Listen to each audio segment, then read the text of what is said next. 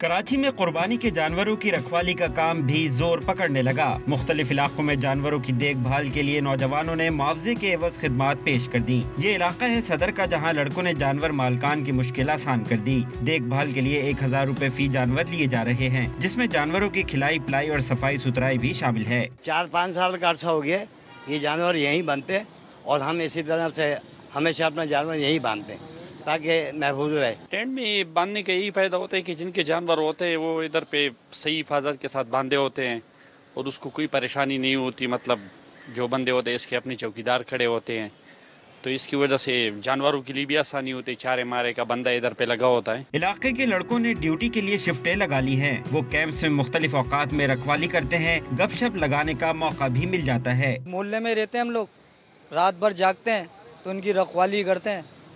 1000 रुपये फी जानवर लेते हैं। मैं तकरीबन 3-4 साल से इधर भाड़ा लगा रहा हूँ इलाके वालों के जानवर की हिफाजत करने के लिए।